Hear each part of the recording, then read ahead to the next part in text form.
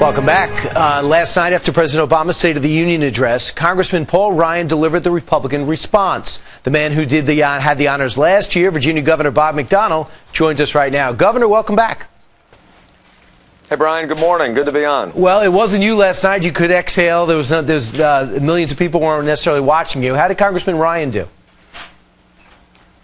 Paul Ryan's a great spokesman for our party on fiscal responsibility. I thought in a very succinct and measured way, he talked about why spending is not only a problem now, but for future generations, and why it is a top priority for the American people to get it back under control and live within our means. And I think they get it, and he did it in ways that they could understand and relate to. So I thought I'd give him high marks. All right, Governor, let's listen to a little bit of it, because Paul Ryan is a congressman who actually did the math and worked out the budget. Let's listen.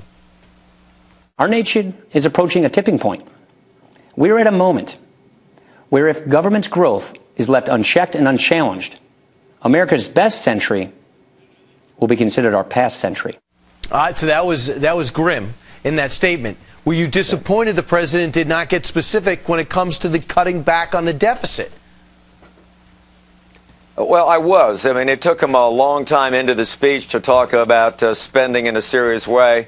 And everybody knows this is one of that, and jobs are the top two issues that I think our people care about in Virginia and around the country. And the best that he could muster was a discretionary domestic spending freeze. Well, that's nice, but that's not but a small piece of what we need to do. We need to dig into entitlements. And look, these are tough, gutsy calls, but that's what a president or a leader is supposed to do, is lay out a good blueprint, and I didn't see it. Now, he did sound some good themes on transparency and malpractice reform and regulatory reform and a lot of things that we Republicans are doing now, but very light on the substance. But as usual, a well-delivered speech. Right. So you gave him, I know you told us you gave him a B on the delivery and the content of it. There's a lot of stuff in it. One thing that stuck out for you, high-speed rail, that would resonate with the people of Virginia?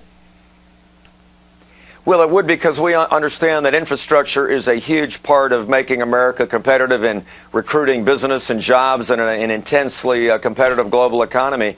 We're looking at that, particularly to relieve congestion on our I-95 corridor, and we think that it is a piece of the overall future transportation strategy. We got to do it better. There's some examples in Europe and Asia how to do it well and manage it well. But we need to have some monies distributed a little bit better. There was some resources distributed a couple of years ago that we didn't see much of. Well, you think that might have been because you're a Republican? Well, I'll let other people decide that. I can just tell you the states that had Democratic governors, I think, fared a little bit better. All right. Governor, you also closed the deficit, so that's more salutes to you. Governor Bob McDonnell, thanks so much for your instant analysis on the speech last night. Great. Nice to be on with you. Thanks. All right.